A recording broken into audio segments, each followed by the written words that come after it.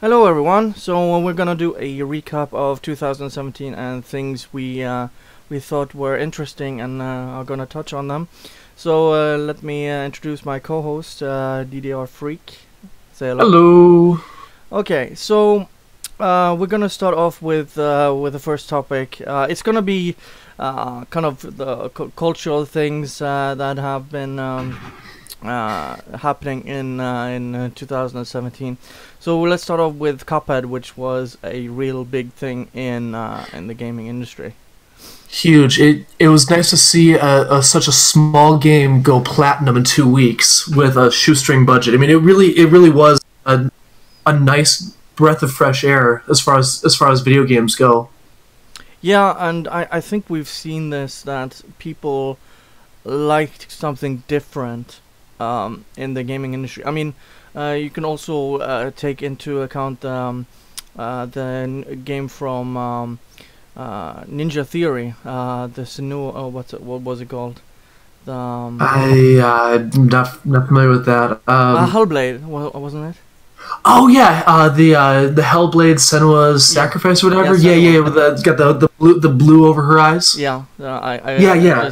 I just thought of the name Senua, but it's called Hellblade. So that's also a really different game that actually become profitable after a month or something like that.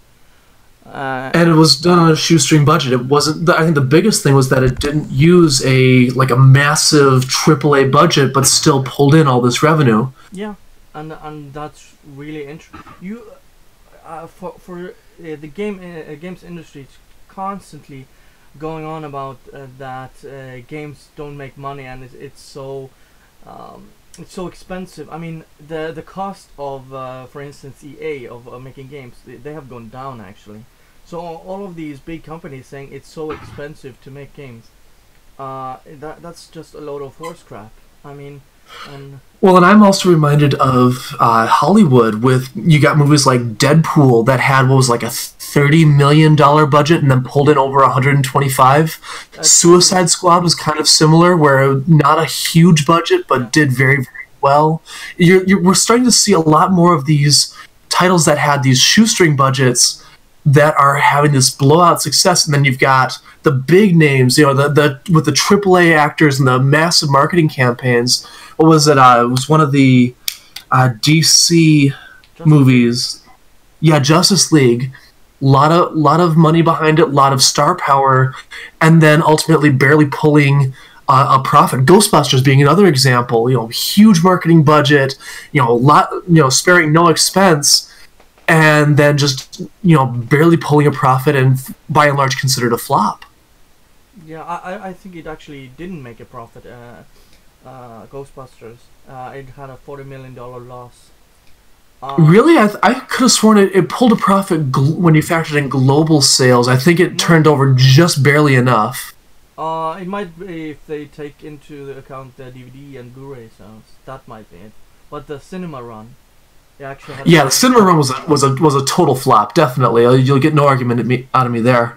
Yeah, so it might actually have made a small profit, but uh, I mean, you have to have more original ideas and be more restrictive in. I mean, Ryan Reynolds, he's basically the one who made that movie happen. He used 7 years of his life making it was his passion project and paid for Because X-Men Origins Wolverine was such a shit show. yeah, but I mean that was where the whole Deadpool thing came from. Was he actually forced Fox to ink a new contract to keep him on board? yeah, and he spent 7 years, and he actually paid the writers each day to be on set to make the movie as good as possible. And I think he took a $7 million pay cut to make that movie. Wouldn't surprise me, but he was a guy that loves Deadpool, and you could tell that the movie was made with love for the character. Yeah, and going back to Cuphead, we also see that the media itself has gone really hard on those games. It's like basically it's so hard. It's basically what's the word, ableist or some stupid Dean Takahashi, yes. basically saying it's too hard for people, and games journalists can't even go past the goddamn tutorial. Jumping over objects. I'm sorry, that video was painful of watching Dean Takahashi playing that at was it Gamescom in Cologne, I think it was. And that video was painful to watch. Like, I've died a lot in that game, and I make no bones about it. I mean, like, getting through the two frogs early on. I mean, that's a tough fight. Yeah. Yeah. But even I was learning from the experience, watching how they play. It might have taken me 10, 15 tries, but each attempt I was learning something out of it. You watch Dean at it, and it's obvious he's not even learning. Yeah, and that's supposed to be the entire game mechanic. You're supposed to become better at it. I'm currently playing Gran Turismo. And you have to actually be able to tweak cars and learn the tracks to be able to get first place and the money you want to in that game. So games are supposed to be hard, and claiming that games have to have an easy mode, that's just ridiculous to me, because the creators behind it are supposed to choose what they want and have a vision for a game. Like Dark Souls or other hard games. Yeah. Devil May Cry is also notorious, or Ninja Gaiden. I mean, where the challenge is very high, the challenge level is high, the skill cap is high, but the rewards for completing it are just as bountiful. Where you feel good for completing it because you've done something, you've taken on a massive challenge, and it feels good to complete it. Yeah, exactly. So yeah, let's see how far we. And to be honest, we could segue from this into EA over their handling of Star Wars Battlefront 2 and Mass Effect. I mean, they had to swallow a very bitter pill this year with the games that they made, where they spent a lot and didn't really see a huge return on investment.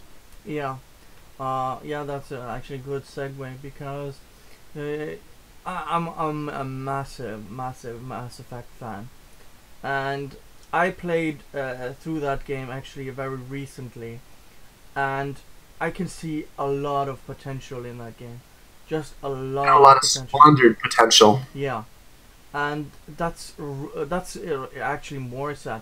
Had it been a really bad game, then I wouldn't have cared.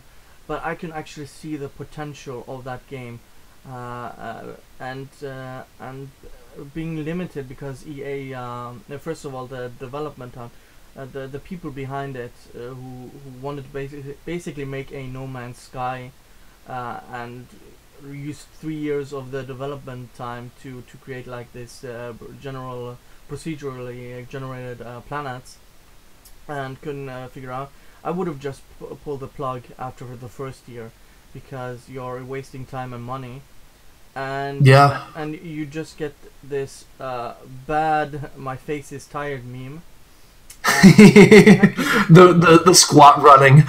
Yeah, and I mean the gameplay itself is really solid, and also I feel that it would have been really interesting to have seen that DLC, because it was implied to have a real big impact on the story, and the story itself is actually really interesting, but I think the scope was narrowed down because of the time constraints, and that's actually very sad. Yeah, your sentiment there is very similar to the one that I have. Aliens Colonial Marines. Mm-hmm. I want to love that game. It had so much potential in it, and it, again, wasted on a haphazard story, shoddy execution in certain parts. The multiplayer was a blast. It was a lot of fun. I legitimately enjoyed it. But at the same time, it was a multiplayer that relied on teamwork, and you got these guys, I'm going to go run around and just get killed. Yeah, and I mean, the technical problem also hurt that game as well. I mean, again, it's just sad to see. It's like not that far away from being a really really great game, Mm-hmm. and just being. I mean, Mass Effect just being shelved right now in just because EA is so greedy that they don't want a single player games. Mass Effect is a big, massive franchise that could be even bigger than today, and for them, Speaking of greedy, yeah, those loot boxes. yeah, I was about to segue into that. But yeah, this goes into what we saw. I mean, we all know EA is bad, even worse than bad. They're terrible. But what they did with the loot boxes and Star Wars Battlefront 2 is just holy shit. It's on another scale. It's so bad that countries are now making it illegal for these loot boxes. So EA has really shit the bed this time. Well, and you know what's interesting about it is that goes back long before Star Wars. This goes back actually even before Mass Effect 2 even. Skill Up, I don't know if you're familiar with him. He's an Australian YouTuber. Fantastic guy. I've started following him when I was playing The Division, and then he's moved on from The Division and branched out into other games. He actually did a fantastic very thoroughly researched video into the history behind the EA loot boxes.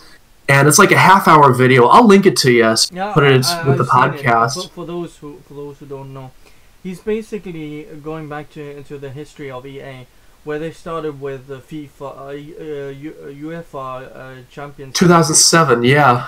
where they introduced basically the card packs, which are prevalent in FIFA now, and how it progressed.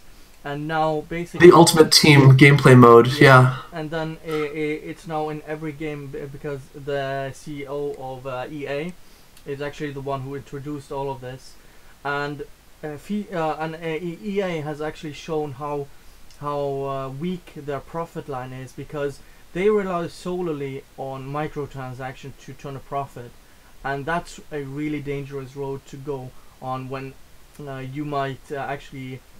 Like with the loot boxes, it might actually become illegal. So their entire business model is so fragile, and they were so greedy that they basically changed the entire industry because of their greed.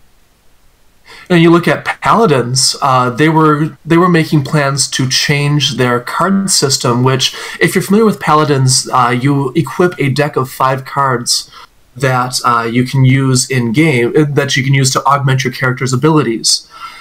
And they were making plans to change around the way that the card system worked. And prior to the change, you could purchase chests to unlock new cards using crystals, which was their premium currency. As a result of the progression system changing, and the loot boxes from EA, they removed the crystal purchases entirely from Paladins, so crystals can only be used for chests that do cosmetic items like Overwatch does it. And they specifically stated in their patch update, because of recent current events, we are removing the crystal purchases for Radiant chests. And I'm sitting here going, oh, EA fucked up. Yeah, and it has ripple effects throughout the entire gaming industry, because EA are so greedy, and the sad part is, again, there's actually a good game in there, and because of their greed, they're losing a lot of money. Because well, not just that, but there's rumblings that EA just might pull the Star Wars license from, or that Disney just might pull the Star Wars license from EA as a result of this. I mean, there was talks that the change for the loot boxes came as a result of a very heated and spirited discussion between the head of EA and some executives from Disney, who called him up and said, "What the hell are you doing?" Yeah, it wasn't the director of Disney, Bob Iger, but I think Bob Iger instructed some of his directors or higher-ups to investigate it, and they basically threatened them That's basically the gist of it. And I would be really glad because EA is the worst company you could give a blank check to just make Star Wars games. And all they have been able to do in how many years? Like 4 years now, 5 years. They are 2 games, and that's it. And I want to also talk a little bit about this. And they shut down Visceral, their single. Oh yeah. Like yeah, that pissed me off. Like, what the hell are they doing? They have a game in development, and it's probably gonna sell well if word of mouth and the game is good. But they get the Uncharted style Star Wars game, right? Yeah. Where they had poached one of the lead producers from Naughty Dog. Yeah, from Amy Hennig. Because I remember Skill Up talking about that, how EA basically straight up asked her, where the multiplayer and the microtransaction implementation will be included in the game, and like such a narrow focus on that, they lost sight of what would have been an amazing game for EA. Yeah, because they want they're so greedy right now that they just look at games as a service instead of game as a game. And I liked the Sony. I can't remember. I think he's president of game development, something like that. He said during PSX that they don't look as games as a service, and they like to make single player games like Spider-Man, Last of Us. What's the zombie game? There's that zombie game. I mean, State of Decay, was that State of Decay or no? It was Xbox. The one with with the huge swarms. Yeah, and Sony, I have to praise them for this. They have championed single player games since forever. I mean, even when the PS3 was really hurting them, they still made single player games and didn't change their philosophy, and actually made PS3 a really good console in the end because of their vast library compared to the Xbox 360. So EA, and that's why also the EA Origins isn't on the Sony platform, because Sony doesn't like what EA is doing. I thought they did for like the Battlefield games. 'Cause I thought Battlefield carried Origin implementation. No, I think it's only for Xbox. Interesting, because I remember because they gave away Battlefield 3 on the PS3 through PlayStation Plus here in the States, and when you started up the game, it would ask you to create an Origin account. Oh, okay, yeah, but it's not part of the Origins. You just have an Origin account. They would use it for joining for Battlelog for stat tracking and stuff like that. Yeah, basically, but you just have it's not part of the EA Origins because Sony doesn't have it on their platform. Oh, okay, I see what you're getting at. So they refuse to have that on the platform. So regarding the whole games industry, we have a really interesting idea with. I mean, did you watch the Game Awards? I thought it was really interesting to see that the actor of Hellblade was actually just a video editor. Really? I didn't know that. See, and I skipped the Game Awards because I've short of like really supporting the developers that I really like Suda51 or like Studio MHDR with Cuphead. I really don't care too much about the games industry as of late, primarily because of what I saw at a Gamergate. I mean, it was just you don't shit on the people who pay your checks. Yeah. When we've talked about that in the past. I mean, and it's still just as relevant now as it was then. Yeah, but I thought it was really interesting because there were 3 big things. It was, for me at least, it was that this video editor got the best voice actor or voice actress award over everyone else, which was amazing. And she said, "I'm just a video editor." And then that's cool. Yeah, and then you had the Way Out guy who went berserk, basically fuck the Oscars and said fuck EA with the loot boxes, and but they've been good to me. I think that guy is really honest. He says what he speaks. I think he speaks a lot of truth. He thought what they did was bullshit, but they've been good to him. I mean, you can't actually say anything against that. And I can't argue with that. Yeah.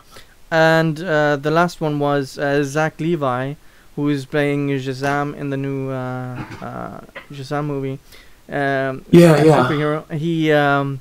He made a joke on expense of EA. Basically, he wanted to open the envelope, but he said it requires a credit card and microtransactions. That's funny as hell. Yeah, and he said, I hate it when this happens. So, yeah. Oh, that's legit. Okay, that's cool. Yeah, so those are the big three things and for the first time also a Japanese game won the game of the year, Zelda Breath of the Wild, which was kind of big. So yeah, all in all, I think the Cuphead also took like 2 or 3 prizes. So I thought they actually did it really well, and they also had like a big thing for Hideo Kojima, where he came out with Norman Reedus or Reedus, or how he's now. Norman Reedus, yeah. Yeah, they call him Reedus the Fetus or whatever, because of the video that was like a year ago or something. But yeah, I think the Game Awards were good. So do you want to move on to cryptocurrency? You're a little bit more. You have a little more expertise than me. I mean, we've seen the rise of cryptocurrency in 2017, like big time. I mean, before that it was people bought it, but it wasn't really like a big thing. It was more like people who were in the know and didn't like to use regular methods that were using them or buying them. And now it's 2017 was the year for cryptocurrency to really take off, and nothing really, and like everybody talked about Bitcoin hitting $19,000 per coin, but really the thing that surprised me personally was just how well so many of the alternative currencies did. I mean, you got Litecoin that started out at like $27 a coin at the beginning of 2017, shot up to 250. If you put $1,000 into Dogecoin, a joke crypto that's been around for 5-6 years now, Dogecoin, if you put $1,000 into it on January 1st and then cashed out on December 31st, you would have made $35,000. Holy hell! Monacoin, which is named after Morgana from Persona 5, again another joke crypto. If you put $1,000 into it on January 1st and cashed out on December 31st, you would have made $404,000 on the return on investment. Jesus. And both of those are just within the cryptocurrency and markets. Nobody really gives them a second thought, but here they are just like pulling massive ROI.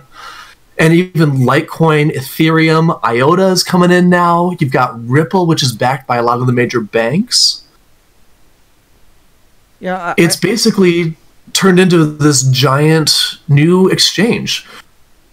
I think it's also because people are sick of all the fees that banks and also all the taxes the governments are pulling these days, and which is ironic because Bitcoin's transaction fees are upwards of $30 per transaction right now. It's absurd. Oh, Jesus. Yeah, but if you're most people don't realize that either. It's like Bitcoin is frightfully expensive to trade in. Yeah, but if you're making hundreds thousands of dollars, you don't give a crap. Well, yes, but the people who are making that kind of money were the people bucks a coin. The people that started stocking up in 2010, those are the big winners in Bitcoin. Yeah, of course. The people who who invested early on. Those are the ones who really benefited of Bitcoin and the other cryptocurrencies. Hmm. Um, And then you've got other social networks like Steemit that are backed by the Steem blockchain, where your posts and your upvotes and the resteams, the retweets, if you will, generate Steem for you, which you can then exchange on Bittrex or some of the other exchanges for other real valid crypto. well, that's kind of the same what Mines is doing. You can actually do the same there. Yeah, well, what I've found with Steemit is you've got a lot wider adoption now. David Pacman, whom I'm pretty sure you'd recognize that name, Andrew Dahl, Yeah. with because he interviewed Brianna Wu and Jenny Barrage and everything during Gamergate. He has gone full steam ahead, no pun intended, on Steemit. He is one of the larger personalities to say, yes, I am backing Steemit. They even have their own video service, DTube, which is aiming to compete directly with YouTube. And David Pacman is posting a lot of his videos exclusively to Steemit first and then going to YouTube afterwards. Yeah, that's also something I found very interesting during the last year is competitors of big websites popping up because people are and getting paid through them, like let's say Mines or through these cryptocurrencies by uploading content and videos and all sorts of things. That's also really related to this thing as well, I think, with YouTube demonetizing basically everyone. Yeah, and the whole adpocalypse did not help YouTube at all. No, It really didn't. and the creators are just fleeing the platform and making. I see Dave Cullen. He's basically left Twitter and is uploading videos on Minds and using that much more heavily. Same with Sargon. I see him using Gab. yeah, Gab and also Minds. I see him posting stuff there. So YouTube is gonna be have a slow death with 1,000 paper cuts if they continue this way, because everyone is not liking the website, like with the Logan Paul situation lately. Like, but people are getting sick of the platform. Nobody is communicating anything. You have even Well, it doesn't help when the employees are blocking each other for disagreement of opinion. Yeah, that as well. Did you read the lawsuit from James Damore and Not the entire thing. I would be really interested to just do a stream on. You should. On that alone. But what I gathered, what was really interesting is they were almost having trials. They were considering trial for the people doing wrong thing, basically not extreme left wingers, which they would consider conservatives, and also boo white men during presentations, and people who were identified as wingless yellow dragons and ornate buildings would present ideas and things like that, and that was totally accepted without any discussion about that. Well, I don't think there's anything inherently wrong with holding those opinions in and of itself. Like, just holding such an opinion is not inherently bad. No. The problem arises when you deny dissenting or differing opinions. That was kind of my point. They were refusing other points of view. And the lawsuit paints a very compelling argument of just how systemic and endemic such a policing of thought, just how far it goes. When it actually goes to trial, I would actually be very interested to see how that pans out, and also with Gab's lawsuit against Google as well. Yeah, Twitter is also being sued by Milo and Roger Stone, which is also I'm gonna follow that closely, because I think those two things are gonna set a precedent of how things are gonna be in the future, because Yeah. um, ironically enough, I mean, you could make an argument Google doing shady stuff before 2017, but I think last year was the year that everything got exposed, and Google basically becoming what they didn't want to become. Basically, their original slogan was Don't be evil. yes, exactly, and they Facebook and Twitter wanted really to have one narrative during the election, and also during this year by skewing and censoring people. So I think it's really interesting that the companies that really were pro free speech and all these sort of things are becoming the things they basically hated when they started out. Yeah, it's an interesting. It's a rather delicious irony. I got.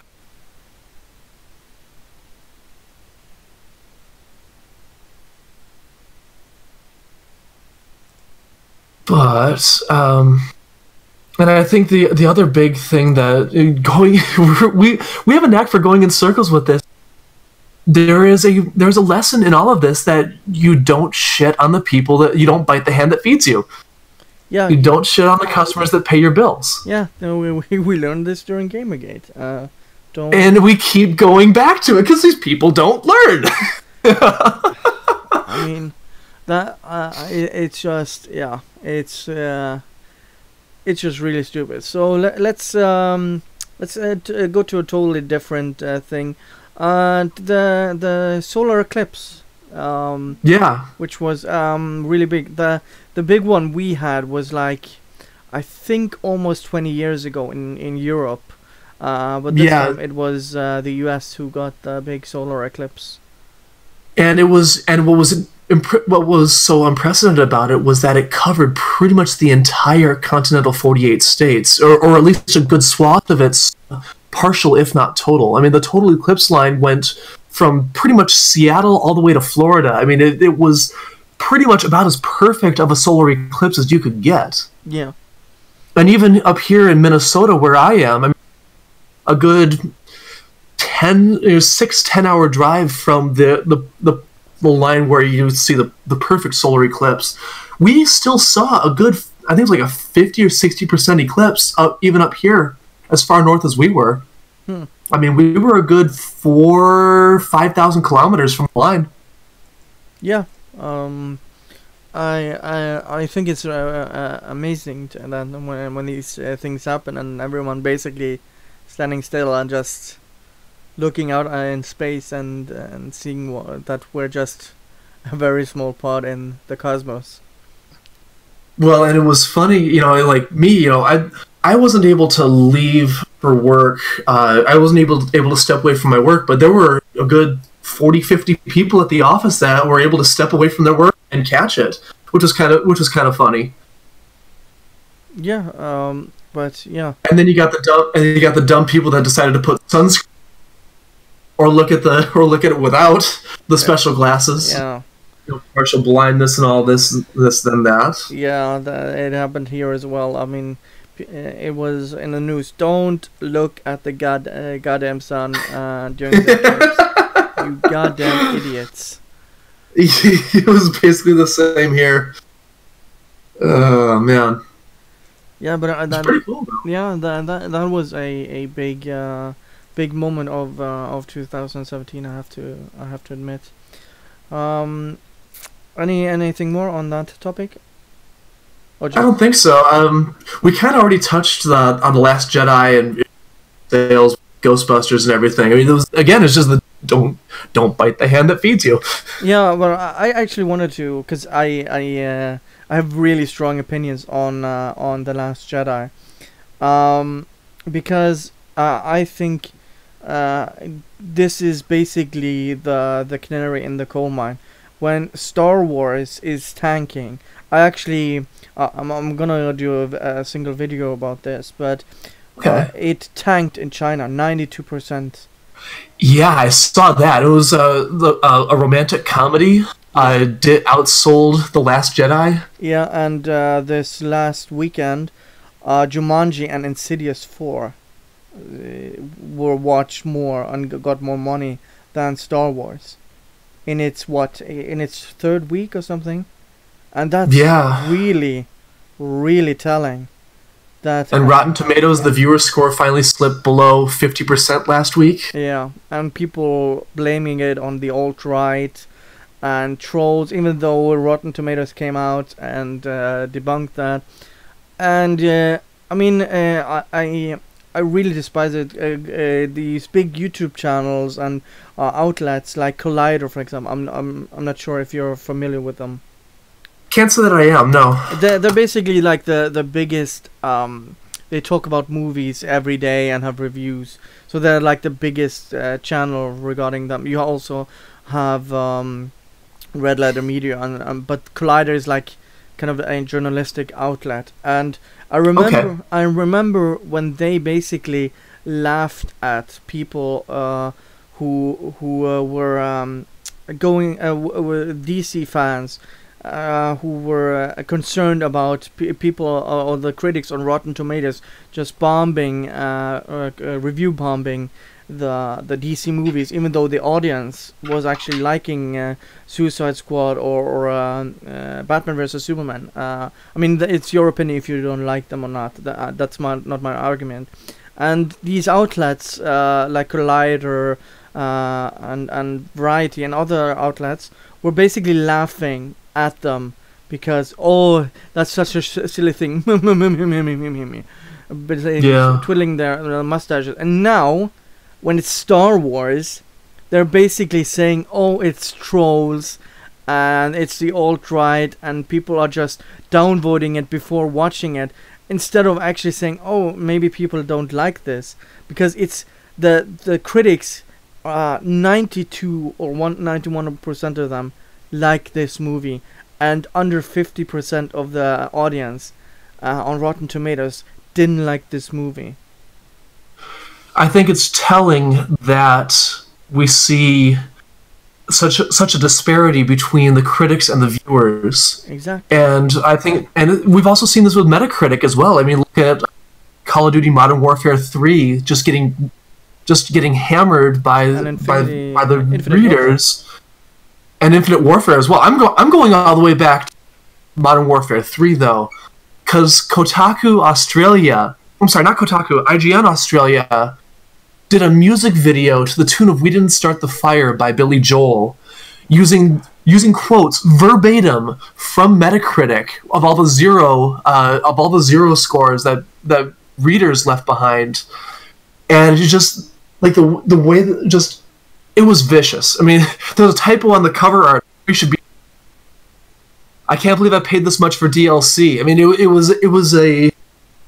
was savage, but at the same time, you know, a lot of these criticisms were entirely valid, and we're seeing a lot of the similar stuff with movies as of late. I mean, I had no interest in seeing The Last Jedi after watching The Force Awakens. Like, The Force Awakens felt off to me. There were so many things that were. Like, they were obvious nostalgia grabs, and nobody cared about them. Probably the one thing that I actually liked out of The Force Awakens was the moment where Rey is gushing about the Millennium Falcon. It finished the Kessel Run in 15 parsecs! And Han Solo shouts over his shoulder, 12 parsecs! And kids just grumbling to himself. It was exactly the way I would have pictured Han Solo in his later years. He would be that grumpy old codger, and it worked for that scene. And that was for me to say that was the one thing that I liked out of the Force Awakens is very telling about a movie, because I love Star Wars. Yeah, same here. And I was obsessed with Star Wars when I was a kid, to the point of, you know, people started to get worried. Like, I love Star Wars. For me to be like this over something that I feel so passionately about and love so much is a very telling thing. I actually enjoyed The Phantom Menace and the Clone Wars. Yeah, I actually prefer them. But no. But in all seriousness, I prefer them, even though they have their issues. I prefer them. Oh, they have lots of issues. Yeah. I prefer them because they're original, and they have interesting things to say, and they're different compared to what the original trilogy were. So Yeah. and these two new movies, I actually like Rogue One, but I think it's because they had limitations where they could do things, and that worked to their benefit. But that's just my opinion. And regarding the whole the new two movies in the main trilogy, I think they just relied on nostalgia, and they wanted to push an agenda with the females, especially in this movie. They made Rey and Mary Sue, and I wish they had put in Jason and Jaina Solo from the books, because let's be honest, enough different authors have worked with Jason and Jaina that if Disney were to say we're going to use this, I don't think anyone would have bat an eye. Yeah, and also they're interesting enough characters. They're relatable, and not only that, but it would be a nice nod to the people that came before Disney that poured their soul into it. Yeah. They could say, "Hey, we like what you guys made enough to incorporate it. We're going to make our own. We're going to set the canon straight, but we're going to look at the EU. We're going to look at what people made, because there's a lot of good ideas there." It would have been a great show of goodwill to the EU community, to the fans that followed, like the Young Jedi Knights books that were published in the 90s. There was some good content in there. Yeah, and also what was really telling during the right before the Force Awakens came out, basically George Lucas said that they didn't listen to his ideas and were doing something entirely, even though he called them basically white plantations owners, which are a little bit homophobic. But I can see where he would get that idea. And in the last movie, they basically regressed Han Solo as a character, and in this movie they destroyed Luke, in my opinion. It's telling when Hamill hates his own character. Yeah, and they basically force him to go on a groveling apology tour on Twitter. Jesus Christ, that is really freaking telling. Did you see the picture he shared on Facebook just this past week? No, I haven't. Some alien with the green milk coming off the tit squirting out, and he's got the Slav rubbing his hands on his... Oh my god. Oh dear. And I'm sitting there going, oh my god, this does Disney know he's doing this? For one, and two, is he about to become as base as William Shatner? Yeah, but I just think it's so sad that they're shitting on the original three characters. So two of them, spoiler alert if you haven't seen it, two of them are now dead, and one is dead in real life, so they're gonna have to write her off. That was just the most stupid. They could have made her the big sacrifice, going to Lightspeed. That would have at least given her some pathos to Leia's character, because it would have told her she doesn't want any. Oh, and Leia would have been the sort of person who would have done that in the first place. Yeah, that would have fit her character. She even said it. She doesn't want to see any more people die. And even though we wouldn't have gotten that scene at the end of The Last Jedi, which was really cool, I think the only real moment I had in that movie of for Luke, which I actually liked, was him staring at the sunset of the binary sunset. That's the only real moment. So they recreated that. They recreated the Tatooine Last Jedi. Yeah. I'm sorry, but it's there was a great scene in A New. Are they just trying to go for a nostalgia grab? Or like, did they even put anything original into this one? I mean, Rey even becoming strong without any training, and being able to swim coming from a desert planet. That's, I mean, there are so many plot holes in this one. It's just amazing, and the Canto Bight scene, and the feminist admiral. I mean, Jesus Christ, And I think in general, The Last Jedi is the canary in the coal mine, and that is why in general ticket sales are down for movies in 2017, because people don't want to watch this agenda on screens. People want to watch something that is fun, that is interesting, that is different. But instead we get these big movies that are just retreading old pastures, so to speak. I don't know what you think. Well, and what was interesting was, and now this is entirely based off a hearsay from my friends who have seen the movie, probably one of the few shining points in the entire film was Kylo Ren actually came into his own. The whiny, the temper tantrum when I fail was a fitting, the Kylo Ren's actor played him right. Yeah, but and what was interesting, and to the point I want to make, is that him being an imperfect villain made him a better character. We've seen a lot of characters where they can do no wrong, and especially in recent movies where they have no flaws, they're completely perfect, and they're not interesting. Ghostbusters being another example, going back to it. But then you look at characters that have their flaws, their own imperfections. Wonder Woman being another example, again based on hearsay because I haven't seen the movie. No, shame on me. I know it's a fantastic movie. Shame on me for not seeing it. I get it. But you look at the characters that are imperfect, and they are more interesting. And I think of this deleted scene from Bruce Almighty where Morgan Freeman says, "Triumph comes out of adversity.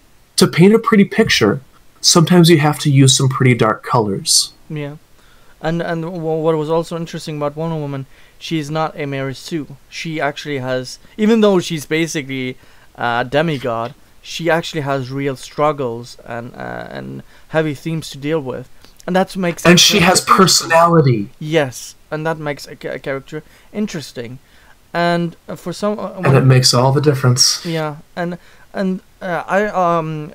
I think actually Rian Johnson did a good job with Kylo, but the where he started from, Kylo was just a whiny bitch to right.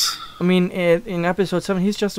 I mean, he even has this at the start of episode 8, but he is actually the most interesting character in that movie. And when a villain is more interesting than the main protagonist, that is really bad writing. You got issues. Yeah, you got, because he has actually a character arc in this one. But when you have a protagonist that is so badly written and so uninteresting, with no adversity, and you have the big bad villain who doesn't even have any real impact on the story, Snoke. I mean, yeah. I mean, Snoke was not really all that much of a player in the Force Awakens, and from what I understand, he's pretty much a nobody in The Last Jedi. No, we don't know who he is. We still don't. Yeah, and they just kill him off, even though he's probably the most powerful person we have ever seen using the Force. Which, yeah, it's just bad writing. You can't see me now, because that is just, oh my god. It's just bad. I mean, the visuals, I will give them that, are actually very astonishing in The Last Jedi. The story is just horrible. It's just, I had zero expectations when I walked into this, and I still got disappointed. Anyways, we do need to finish this up because I do need to get going. Yeah. But we didn't touch on the deaths of Chris Cornell and Chester Bennington. I just wanted to mention those. Those were a big thing. The lead singer of Audioslave and Linkin Park both killed themselves, and I think mental health issues, especially with men, should be talked about more. Yeah, there's definitely a stigma of, buck up, you're a man, you can deal with it. But at the same time, when you need help, where do you turn? I mean, what options do you have? And I think it's definitely important that we if you need help, get help. Yeah, and I think that's a very telling story about those things. Yeah, seek help if you think you have problems. That's, I think, the biggest thing we can biggest take we can take from those two deaths. Yeah. And I mean, like, I've even Imgur. I've helped with like relationship type questions in the past, but I wound up creating a second account on Imgur just for talking with people about relationship, dating, sex, and and even talked through a couple people that have had have been dealing with depression and all that. And I mean, if you need somebody to talk to, my messages are always open. Over on Imgur, if you just need a voice, if you just need to vent, I'm willing to listen. I'll shoot you the link so you can post those when the podcast goes live, Androdala. I'll be available. If you need somebody to listen, just need somebody to talk to. If you just want somebody to listen to you, no judgment. I'm willing to be there. Yeah. And we're gonna end on a more lighter tone. Not for those living in Cleveland, but the Cleveland Browns. I think, are they the second team to end in a 0-16? Correct. They are the second team to have a perfect 0-6. Did it in 2012, I think it was. Yeah. And somebody in Cleveland actually arranged for a parade of sadness around the Browns stadium just like last week, I want to say. It was relatively recently. They wound up raising over $13,000 for Cleveland area food shelves. Oh my god! And they had a couple Lions fans show up, floats for the parade. Welcome to the club, sort of thing. Yeah, that's actually really funny. And what I loved about it was that it was hung in sort of thing, and not but like take it. When life gives you lemons, you're gonna make some fucking lemonade. Yeah, I agree. And they hammed it up a little bit. People had different signs about you're not supposed to suck. You're not supposed to suck dick. That's my job. This one gal was holding that, holding a sign that said that. Oh my god. Some people got a little pointed with the barbs. Others were cool about it. But this guy did it basically by himself with community support, and people got in on it, and they had fun with it. Yeah, I mean, we started off with a light tone and had some dark places we went to, and yeah, I mean, ending off on a lighter tone. I mean, yeah, yep. I think also sometimes you also shouldn't take things too seriously. Have some fun. I mean, people take this Trump stuff. I mean, we have like yesterday with the whole shithole, and my country being mentioned in the fold, like Norway. I mean, leave my country alone. Leave it out of it. You guys stay out of this. Leave me alone. Stay out of this. Yeah, I've been seeing people like talking about, like, I'm like, hey, leave us out of this.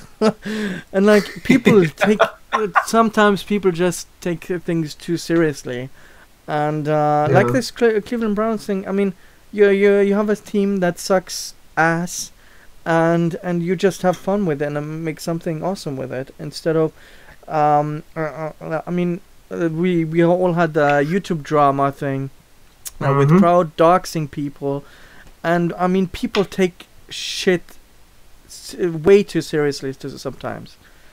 People just need to chill out. Go outside, play some games, talk to people. Speaking of play some games, did you ever have a Mega Drive or a Dream growing up? No, I only had the Super Nintendo. Okay. The reason why I bring that up is because of the Consumer Electronics Show going on in Las Vegas. Retrobit announced a partnership with Sega. They are doing Bluetooth Mega Drive, Genesis here in the States, Bluetooth Mega Drive and Dreamcast controllers. That is really cool. And new power cords and video cables for the Mega Drive and Dreamcast with the original '90s box art on them and everything. Cool. And so there's questions as to what else they're going to make, but I'm actually really excited about that because Retrobit does a lot of really, really good peripherals. I have a pair of their Super Nintendo controllers, and they are some of the best third-party controllers I've used in years. I mean, the buttons feel right, they're responsive. The plastic casing feels a little cheap, but overall, like it is it's solidly built, it's responsive, and it feels like it's going to last. Yeah. So I'm really excited to see these newer controllers because I actually need a couple Genesis controllers for my personal collection. Oh, yeah, that's interesting. Yeah. Anything else you want to mention? I know you are a little bit you are gonna go somewhere, so. Yeah, I gotta open up wedding presents. Yeah, damn, I was gonna mention that you got married recently, so congrats to you. Thank you. So even though you had the flu or whatever you had. Yeah, I caught the flu on New Year's Eve, my honeymoon. I've heard of in sickness or in health, but this is ridiculous. Yeah, but congrats on that. So yeah, anything you want to mention before we sign off? Yeah, definitely give me a follow on Twitter, YouTube, or Twitter, Minds, Gab, and I'll shoot you the link for my Steemit profile as well. Tell your followers to definitely check out Steemit, and Adderall, you should definitely check it out as well. I think you'd enjoy it. Yeah, just give me all the links, and people can follow you and check you out. You got it. And definitely check out my Smashcast channel as well. I've made some changes to my lineup. Tuesdays and Thursday nights, I'll shoot you the link for the stream. I had a fantastic interview with the head of Smashcast support last Thursday, and I'll get that link to you for the podcast. Yeah, I watch it when I can, but it's you're living in a different time zone, so. Yeah, it makes things a little difficult for you. Yeah, but anyway, yeah, give him a follow, and yeah, thank you guys for watching, and see you guys next time. Bye. Have a good one.